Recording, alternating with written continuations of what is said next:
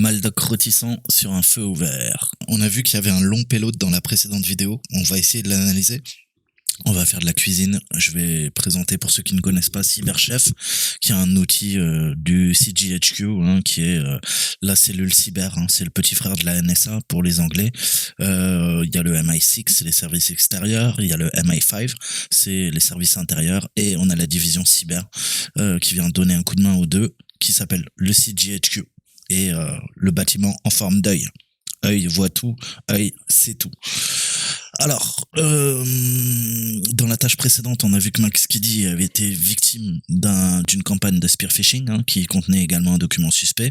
On a vu qu'on avait un document qui s'appelait Division of Labor, Load Share Plan, et Max Kiddy, malheureusement, a ouvert le document. On ne sait toujours pas ce que le document fait en arrière-plan. On a vu qu'il était malicieux, mais maintenant, il faut analyser et faire une analyse plus poussée, notamment au niveau du long payload qu'on a vu dans la vidéo précédente. D'accord?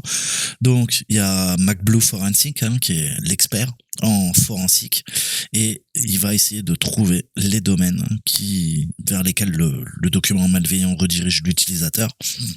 Le but, pour rappel, ces documents malveillants contiennent une commande suspecte qui vont être exécutées lorsqu'ils sont ouverts. Il y a un logiciel malveillant intégré, un dropper, comme on l'appelle, qui va venir installer, et ils vont chercher à se connecter à des serveurs qu'on appelle C2, Command and Control, et via des domaines. Alors, on va voir Cyberchef, l'outil du CGHQ. Qu'est-ce que Cyberchef? Quelles sont les capacités de Cyberchef? Comment tirer parti de Cyberchef pour analyser un document malveillant? Et comment désobfusquer, filtrer, analyser les données? Alors, on va se lancer notre lab et on va voir ça ensemble. Alors, on a le document qui est là. Je sais pas ce qu'on a. Software updater, d'accord. On n'a rien d'autre. Je pense pas qu'on ait une connexion au bouton home. Ok, comment j'utilise Cyberchef s'il n'est pas installé? Tu m'expliques? Ah ok, il charge directement à partir de là. Ok, parfait. D'accord. Alors, je vais vous présenter l'outil un petit peu histoire de comprendre à quoi nous sert Cyberchef. Alors, qu'est-ce que Cyberchef? Quelles sont ses capacités? Comment tirer parti? Alors, la présentation de Cyberchef, c'est une application web qui est utilisée pour découper, décoder, encoder, analyser les données, les fichiers. Grosso modo, vous avez des signés, donc vous pouvez aller sur le site du CGHQ, enfin via le lien tapez Cyberchef sur Google, vous trouverez, où vous pouvez télécharger l'application naturellement. Cyberchef, vous pouvez le mettre en signé, vous pouvez aller taper Cyberchef et là vous voyez que tout simplement l'application on l'a téléchargée, vous pouvez la télécharger en local. Vous avez toujours le numéro de version ici, la build, là ça fait 1 mois que ça a été compilé, que ça a été développé, donc il y a peut-être une version à jour à vérifier les versions, et le mieux c'est d'utiliser directement celui en ligne, comme ça vous n'avez pas besoin à chaque fois faites un git pull si jamais vous l'avez cloné, d'accord, via Git. Alors, comment ça se passe? Là, on a toutes les opérations. On a les favoris, des types de formats au niveau de la donnée. On va pouvoir faire plein de choses. Encryption, encoding, public key, arithmetic logic, network. C'est vraiment un excellent outil dont on se sert au quotidien, à la fois pour faire des CTF, à la fois pour désobfusquer, rétro-ingénierer, comprendre ce qui se passe techniquement en bas niveau. La première partie, c'est celle-ci. C'est la une, c'est l'input. L'input, je vais pouvoir taper. L'inverse de l'output, je peux rien faire. L'input, je peux taper Toto le hacker. On voit que l'output est strictement identique. Pourquoi? Parce qu'on n'a pas encore fait d'opération. Maintenant, je vais aller dans ce panneau-là. Ce panneau-là, tu vois, tu as beaucoup de choix, comme je t'ai dit. On va commencer simple. On va lui demander, donc ça, c'est une chaîne de caractères. Je vais lui demander 2x. Alors, 2, transformation en hexadécimal.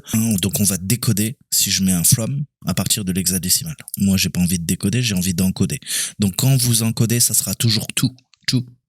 Ça, c'est encodé. Décoder, c'est from. D'accord? Ça, c'est vraiment les bases à bien comprendre.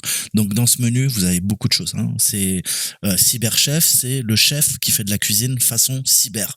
Donc, pour faire des cuisines, il nous faut quoi? Il nous faut des recettes. Là, on a tout nos receipts. Tout ça, c'est des recettes. Chaque truc, c'est une recette. Et ça va permettre, mais tu l'as bien compris, de transformer la data. D'accord? Donc, je vais glisser une des fonctions qui me plaît. ou une des recettes, si tu préfères, et je vais la placer directement là, dans cette zone-là. Ça, c'est la zone 3, d'accord? Et tu peux chaîner les recettes. Tu vois, receipts, ça veut dire recette. Donc, tu vas ajouter une recette, une deuxième recette, hein, parce que des fois, il faudra passer par de multiples étapes de transformation pour trouver le résultat en clair. Toto le hacker. Je te donne un exemple. Je reprends donc un exemple simple. Toto le hacker. Si je le passe, par exemple, en décimale, voilà, je retrouve ça en décimale. J'efface. Si je pars de la décimale, je fais quoi? Tout décimal, je fais cette fois-ci de l'opération inverse, flamme décimale. Ok? Je récupère le résultat initial. Donc, vous voyez, ça nous permet de transformer les données en utilisant diverses techniques qui sont utilisées en data science, comme on l'appelle, comme disent les Anglais, c'est-à-dire la science de l'informatique. C'est une science, vous le savez. Donc, voilà, ça c'est les bases. Maintenant, comment on peut s'en servir, parce que bon, là c'est bien beau, mais nous on veut récupérer notre logiciel malveillant. Alors, qu'est-ce que je peux faire? Je vais, pareil, comme tout est du glisser-déposer, je vais faire du click and drop. Alors, on repart là-dessus. Je peux réduire ça, ouais. Alors, je repars tout le temps de zéro, j'efface les recettes. Ça, c'est très important. À chaque fois que vous repartez de zéro, il faut aller cliquer sur la poubelle. Ça efface tout, mais ça n'efface pas votre string. Donc, vous l'effacez. Là, on est bien. Hop. Ça charge. D'accord? Il vous donne les métadonnées. Et on voit là que, pour le coup, c'est illisible. D'accord? Donc, il y a eu des techniques d'offuscation, comme elle l'appelle, offuscar en latin, c'est assombrir. Comment on peut travailler là-dessus? On a vu qu'on a chargé notre truc. Qu'est-ce qu'il nous faut? Il nous faut des strings.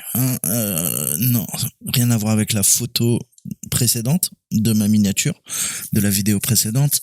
Il nous faut des chaînes. Il va falloir qu'on fasse extraction des chaînes, extract string. Alors, les chaînes en informatique, c'est des séquences de caractères imprimables en ASCII, ASCII, et en Unicode, dans un fichier. Donc on est intéressé par les chaînes intégrées dans un fichier qui pourraient nous conduire à des domaines suspects. Je recherche quoi? Je recherche éventuellement les domaines gérés par les serveurs de C2, ok, les C2. Donc soit c'est une adresse IP, soit c'est un nom de domaine. Si c'est un nom de domaine, c'est techniquement une chaîne de caractères, d'accord? Mais cette chaîne de caractères, elle est camouflée, elle est obscurcie, elle a été modifiée, encodée, offusquée, comme on dit dans le jargon. Donc je veux retrouver et chercher les caractères qu'on appelle imprimables. En anglais, on parle de printable characters, d'accord? Ou de printable cars, précisément. Alors, qu'est-ce qu'on peut faire? Vous pouvez chercher, la liste est longue, il y a beaucoup de choses, mais faisons simple. Qu'est-ce qu'on recherche? On cherche des caractères imprimables. Je sais que c'est présent dans des chaînes. Des chaînes, c'est des séquences de caractères imprimables. Et on appelle ça des strings en anglais. Ok. Donc là, tu vois que tu as déjà beaucoup de choses. Il y a du L, strings. Et s'il n'y a pas du string, tout court, tout simple. Non, apparemment, il n'en trouve pas. Si, il est là. Ça me crevait les yeux. Ok. Donc là, tu vois qu'automatiquement, ça vient de créer la recette et ça t'affiche un nouveau résultat. D'accord? Mais c'est pas encore parfait. Mais c'est déjà pas mal. J'arrive déjà à lire pas mal de choses. D'accord? Et techniquement, strings, c'est quoi? Strings, c'est un programme. Strings, c'est un programme. Comment je sais ça? Parce que je le sais. Hop, je vais te montrer. Qu'est-ce qu'on vient de faire techniquement? ls, j'ai sur le bureau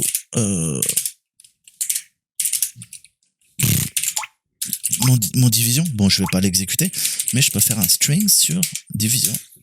Et voilà. D'accord? Donc tu vois qu'en fait, Cyberchef, il n'a pas inventé l'eau chaude. Ça se saurait. C'est comme ça, le train banque. Donc voilà, on récupère exactement la même chose. Je peux le faire avec le programme string. Mais nous, ce qui nous intéresse, c'est vraiment là. Là, il y a un payload, on l'a vu, qui est offusqué. Il faudrait comprendre. Mais déjà, tu vois, on récupère des trucs. On voit macro, VBS script. On a vu que ça sentait pas bon. ARM64, Mac Office, VBA, VBA7, donc Visual Basic. Il y a des choses peut-être intéressantes. On récupère des numéros de version. Bon bref, on récupère plein de métadonnées. D'accord? Mais on voit qu'il y a encore beaucoup de chaînes aléatoires, de différentes longueurs et de chaînes qui sont offusquées. Hein. Ça, c'est compréhensible. Pas de problème. Hein. Même si je sais pas ce que c'est, j'arrive à lire. Hein. C'est tronqué parfois, mais voilà, j'arrive à le lire. C'est des chaînes mnémoniques. Mon cerveau est capable de les comprendre. Par contre, ça, alors là, j'en ai aucune idée. Hein. Alors c'est quoi? Peut-être c'est quoi? C'est S, A, G, A, A, S, Q, B. Je connais pas ce mot, hein, ni en anglais ni en français. Bon, tu l'as compris. Il va falloir qu'on creuse. D'accord? Tout ça, pareil. Chaîne mnémonique, je peux comprendre. Pas de problème. Hein, c'est compréhensible. Même si ça veut rien dire, j'arrive quand même à le lire avec le peu d'études que j'ai fait dans ma vie et mon petit cerveau. D'accord? Ça, pas de problème. Mais nous, ce qui nous intéresse, c'est cette partie-là. Alors, il faut qu'on apprenne à déoffusquer. Hein. Enfin, là, c'est un anglicisme. Désoffuscation, ça existe en français? Désoffuscation. Magnifique. Alors, ok. Donc, on a ça. On revient sur notre ami. Je vais passer en plein écran. S'il veut bien. Ok. Donc, il va falloir que on joue. Hein, sur ces longueurs de chaîne, puisqu'on a vu que là on est quoi, on est du codage sur un single bit, d'accord. Donc je pourrais changer le codage en Little Indian, hein, en Big Indian. Ça c'est au niveau de ton processeur en fait, comment il gère. Hein, je vais pas rentrer dans les détails, allez voir, hein, c'est important en bas niveau, mais je pense pas que ça soit là. Hein. On voit que ça modifie sensiblement les choses, mais en tout cas, moi, ça me donne pas la solution pour ça. D'accord? Donc, je reviens sur du all, hein, pour tout prendre. Comme ça va me faire gagner du temps. J'ai pas besoin de tester individuellement ces trois possibilités. Et le length, hein, on va jouer sur quoi? Bah, sur des longueurs. Il va falloir incrémenter, augmenter la longueur minimale jusqu'à qu'on supprime le bruit. Hein, qu'il nous reste sur la chaîne significative. Qu'est-ce que j'entends par là?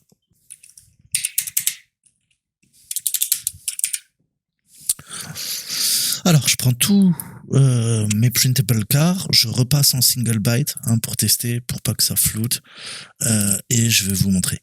On veut quoi? On veut se concentrer là-dessus. D'accord?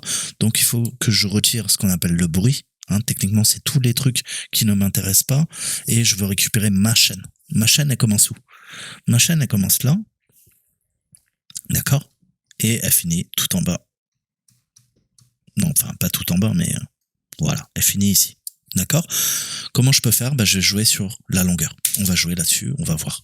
Donc, on a vu que 4, c'est pas bon, on va lui mettre 50. 50, vous voyez qu'il manque encore ça. Pas bon.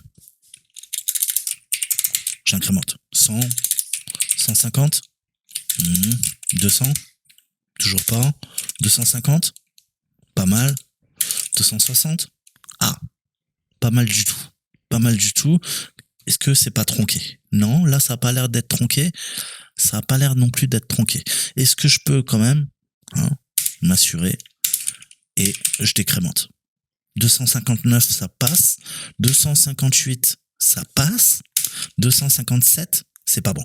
257, je me retrouve encore avec mon bruit. D'accord? Donc, comment je fais? Bah, la valeur, plus 1, 258. À partir de 258, hein, jusqu'à 260 d'ailleurs, on voit qu'on a trouvé, hein, notre quoi? Minimum length, hein, la longueur minimale. Maintenant que je me focalise sur ce qui est offusqué, il va falloir qu'on utilise des techniques de déoffuscation. J'adore les serveurs de chez Try Avec Me. Il va falloir qu'on utilise des techniques de désoffuscation.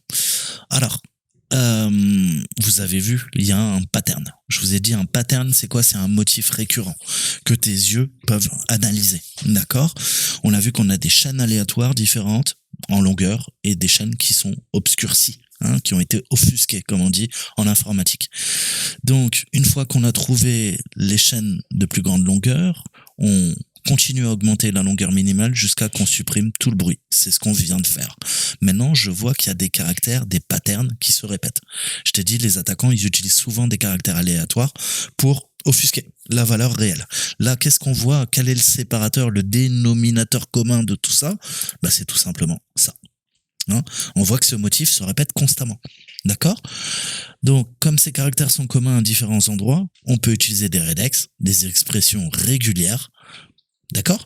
comme find, replace, pour rechercher ou supprimer des caractères répétés. Je vous ai dit que les expressions régulières seront vos meilleurs amis. Elles vont vous rendre, lors de substitution, c'est ce qu'on va faire.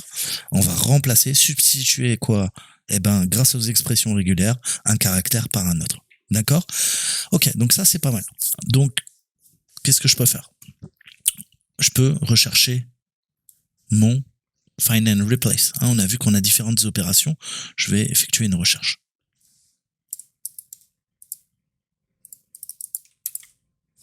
Alors, string, ok. Moi, je veux un find and replace. Parfait.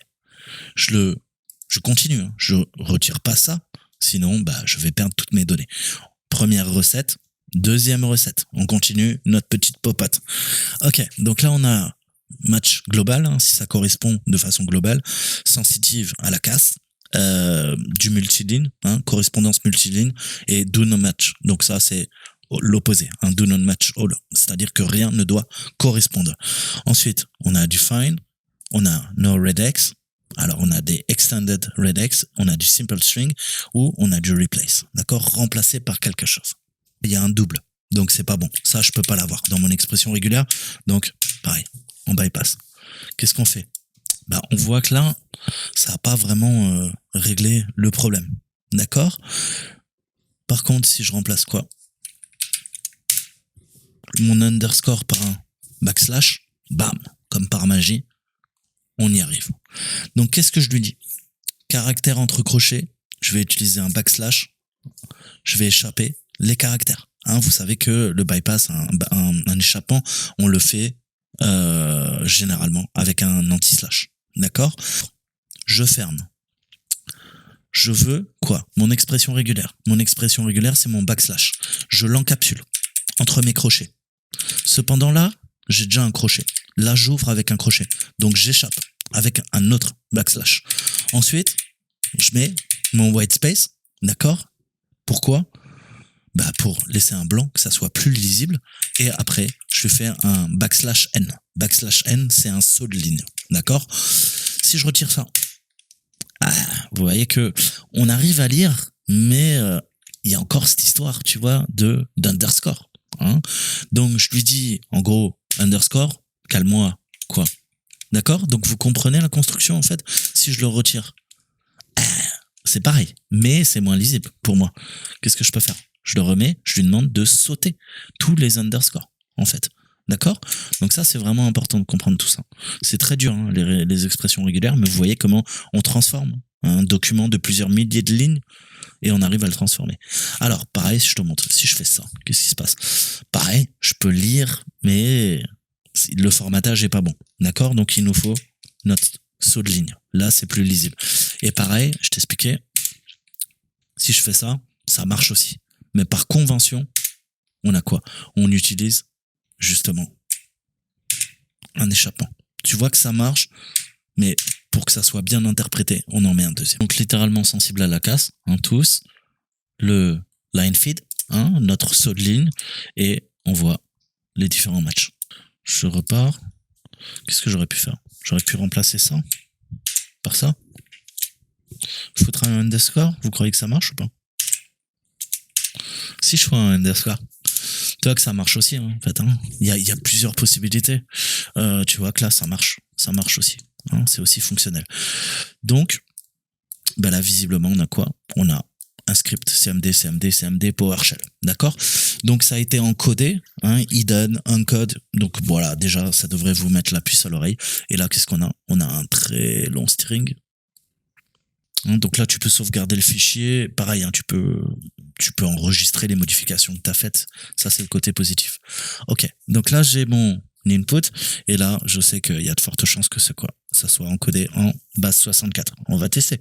Ok, donc tu vois que tu peux manipuler. Il y a toujours plusieurs façons de faire une regex. Le underscore, je peux le caler là. D'accord? Qu'est-ce que je peux faire? Je peux le caler là. Intéressant. On voit clairement qu'il y a quoi? C'est du PowerShell. PowerShell, encodé, hidden, encode, ça doit être encodé en base 64 pour masquer le code réel. Alors, il nous faut quoi? Il nous faut, pareil, supprimer les octets, Hein. On a besoin d'accéder à la base 64, on va supprimer donc les octets supplémentaires du haut et on va utiliser pour se faire drop byte, littéralement abandonner, lâcher des octets. D'accord? Ça va permettre de continuer à augmenter le nombre jusqu'à que les octets supérieurs soient tout simplement supprimés. Qu'est-ce que je veux faire? Je veux mon drop byte, troisième recette, et je veux que ça saute. D'accord? Donc, on part de 0, ouais, et on incrémente, on incrémente, on incrémente, on incrémente.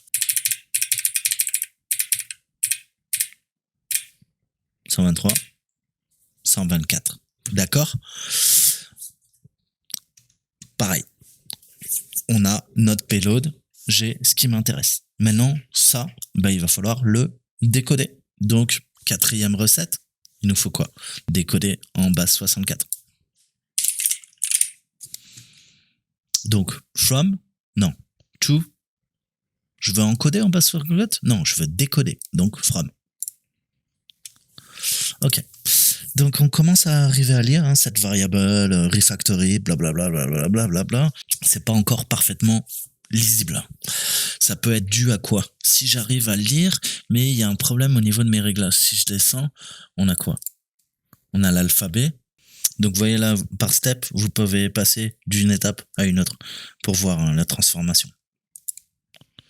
Ok. Donc là, je suis bon. Par contre, putain, l'interface est buggée. J'adore. Là, c'est lisible. On voit que c'est du script PowerShell. C'est intéressant, mais il y a un encodage spécifique. D'accord?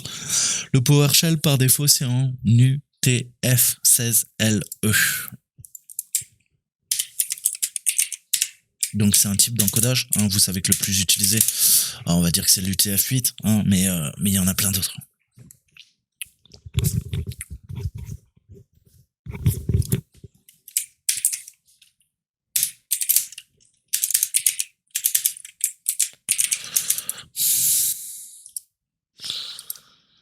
Donc, si c'est encodé en UTF-16, il faut que je puisse quoi? Décoder. Hein? Soit j'encode, d'accord, encode texte, mais moi je veux decode texte. Et je dois avoir un decode texte. Parfait. Je le passe à la suite. Alors, pareil, qu'est-ce qu'on voit? Bah, ça continue. Qu'est-ce que tu vois comme pattern? Qu'est-ce qui se répète? Bah, moi, je dirais qu'il y a des single quotes, il y a des parenthèses, il y a un plus, hein, il y a des doubles quotes, il y a des apostrophes, hein, tout ça, ça rend le résultat complètement bordélique, hein, désordonné. Donc, qu'est-ce qu'on a fait avant? On a fait, via notre expression régulière, un find replace. On va en refaire un autre. Donc l'interface est pas top. Hein. Pensez à faire contrôle votre roulette hein, pour pouvoir dézoomer, sinon au bout d'un moment on voit pas ce qu'on fait. Hein. Franchement, ça faut le savoir. Ok, donc là on est en 16L. Parfait, on a notre drop byte et on va faire notre find replace. Ok, j'ai mon find replace qui est là. Je descends. Ah, vous pouvez avec la molette, pardon, je n'avais pas vu. Vous pouvez descendre aussi. Donc là, c'est pareil. Qu'est-ce qu'on va lui dire? Bah, tu vas me remplacer tout simplement tout ce qui est pareil en global match, en multi-matching. Mais qu'est-ce qu'on veut? Bah, tout ce qu'on a vu. Donc, c'est-à-dire, déjà, mes crochets, les simples, les doubles, le plus, et ça sera déjà pas mal. Alors, qu'est-ce que je veux? Je vais zoomer quand même un peu pour vous. Donc, qu'est-ce que je veux? Je veux ça, déjà. Et là-dedans, je vais faire sauter quoi? Les single quotes, les doubles quotes, le plus. Qu'est-ce qui me manque? Des parenthèses. Ok, là on est pas mal. Hein, on commence à être pas mal. Qu'est-ce qu'il y a comme caractère aussi qui me dérange? Qu'est-ce qu'on pourrait faire? Ok, donc là on est plutôt pas mal. Hein. Il y a encore ces petits celui-là. Là.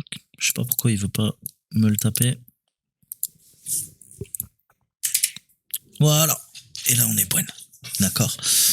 Si on regarde bien, on parle de serveur de command and control. D'accord. On a du refactory, on a des variables qui sont injectées.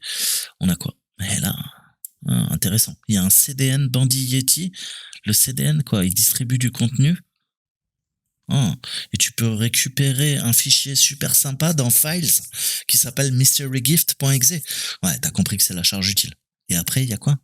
Golden Ticket, THM Mystery Flag. Hein, donc on récupère notre flag, on voit le serveur de command and control, quel est le CDN qui héberge, via du google.com en plus, secretsanta.thm, golden ticket, et on a notre flag. D'accord? Donc on voit qu'on a différents serveurs de command and control qui sont là, et nous, ce qui nous intéresse, c'est récupérer le flag. Mais c'est pas fini, gardons la tête froide. Il faut continuer. On a des lettres étranges. Si vous avez quelques petites connaissances, il y a des caractères, il y a eu de la substitution là, quelque part. B2H, c'est bizarre ça. Pourquoi? Parce que là, je t'ai dit, moi j'ai l'impression que le B2H, j'ai l'impression que ça pointe vers quoi? Vers du HTTPS. Alors, est-ce qu'on aurait fait quoi? Remplacer quoi? B2H underscore par HTTPS. D'accord? Donc on va continuer. On continue. Qu'est-ce que je veux? Find replace. Bah ouais, on va continuer à faire un find replace, tout à fait. Et là maintenant, je vais lui dire, écoute, tout ce qui est B2 B2H, tu vas me le remplacer par HTTP. Ok. Donc tu vois que ça commence à marcher, mais on a encore un underscore. Donc il faut que je lui cale un underscore. Ok. On arrive bien à HTTPS. Mais tu vois, le égal, il y a un problème. Il faut que je le dégage. Voilà. Là, on commence à avoir quelque chose qui ressemble à quelque chose. Là, je commence à comprendre les adresses, même si je les avais devinées. Tu avais bien compris. Donc nous, maintenant, qu'est-ce qu'on veut? On veut les adresses des CDN, des serveurs de command and control via les noms de domaine qui hébergent l'infra. De C2. Alors, je veux extraire des URL. Comment je peux faire? Bah, pareil, cyberchef. Qu'est-ce que je veux? URL. Alors, defang, decode, encode, extract. On continue. Il me les a parfaitement extraites. Alors, on peut lui dire toutes. Il dit qu'il en a qu'une. On peut les sortir de façon mécanique ou celles qui sont uniques pour voir ou pas, si c'est le cas. D'accord? Donc là, de toute façon, on voit qu'on a quoi? Bah, on en a 3 techniquement. Ok. Donc là, c'est pas possible que ça soit une seule adresse. Qu'est-ce qu'on a? Pareil, pattern. Qu'est-ce qui te choque là-dedans? C'est quoi le séparateur? Bah, tu le vois. C'est l'arrobase. .exe, arrobase, nouvelle adresse, arrobase, nouvelle adresse, arrobase, nouvelle adresse. Donc, qu'est-ce qu'il nous faut? Il nous faut diviser, fractionner chaque URL. Avec quoi? Bah avec le symbole qui est utilisé là en l'occurrence. C'est un arrobase.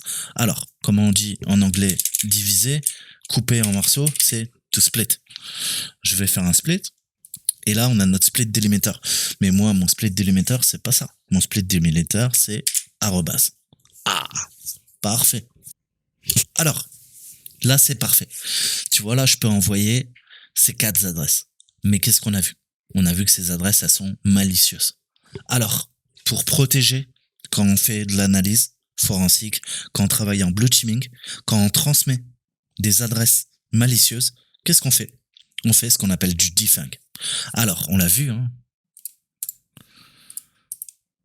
c'est pour la sécurité des utilisateurs. T'as bien compris que t'as pas envie que Janine, elle clique sur le lien quand elle a réceptionné ses adresses par mail. Donc, on les remplace automatiquement. Tu peux le faire à la main. Qu'est-ce qu'on va faire?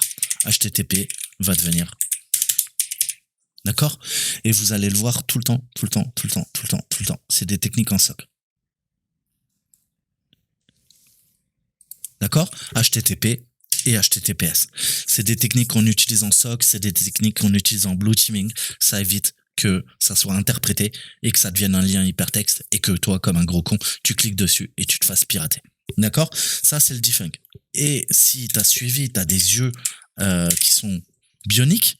T'as vu quand j'ai tapé URL, le premier truc qui est apparu, nous on a fait extract URL, mais nous ce qui nous intéresse c'est t'as du defang, tu peux le mettre aussi automatiquement. Hop, voilà. Et là tu vois qu'il te defang. Donc non seulement ça fait ce que je t'ai dit, mais tu vois bien que également, qu'est-ce que ça fait? Ça encapsule. Hein, les deux points dash dash, enfin les deux points slash slash sont encapsulés entre crochets. Les points également. D'accord? Ce qui fait que tu ne peux pas. Ce n'est pas possible. D'accord? Ce n'est pas possible. Je te montre. Tiens, je vais aller me faire pirater. Hop. Je vais aller me faire pirater. Qu'est-ce qui se passe? C'est pas interprété par ton navigateur. D'accord? Et ça ne deviendra pas de facto un lien hypertexte dans n'importe quelle application sur ton ordinateur. D'accord? Donc ça, c'est ce qu'on appelle du defang.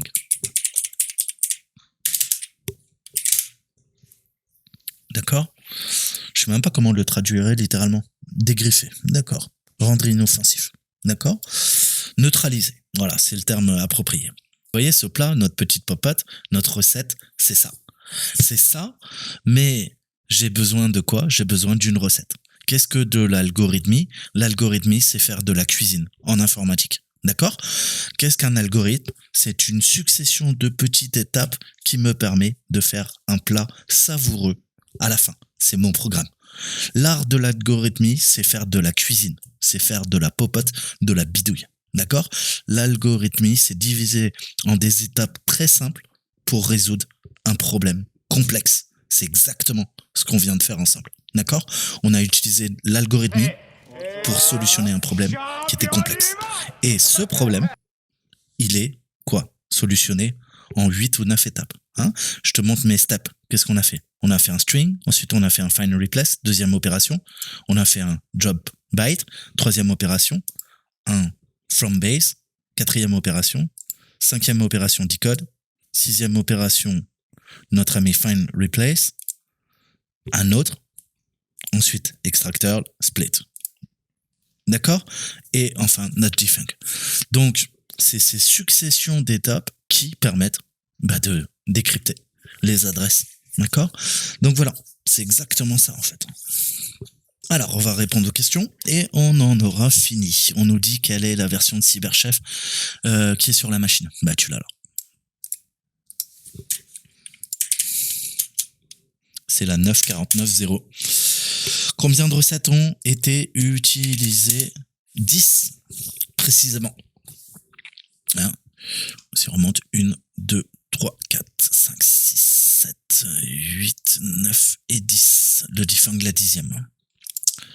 Alors, on a trouvé une URL qui téléchargeait un fichier suspect. Quel est le nom de ce malware? Qu'est-ce qu'on a vu? On a vu qu'on a un exe. C'est Mystery Gift, le cadeau mystère. Bah ouais, ça va être une belle surprise. Ok, Bandit Yeti. Quelle est la dernière URL défensive du domaine Bandit Yeti trouvée à la dernière étape? Qu'est-ce qu'on a? Donc, quel est le ticket trouvé dans l'un des domaines? On a vu, hein, c'est notre Golden Flag. Et dans Golden Ticket, on a Mystery Flag. D'accord. Et l'avant-dernière question, c'était, je suis passé trop vite, c'est quelle est la dernière URL défensive? Qu'est-ce que ça veut dire ça? Ok. Donc, notre defang, voilà, la dernière adresse qui a été neutralisée. Voilà les amis, j'espère que ça vous a plu. Moi, je vous dis à très bientôt.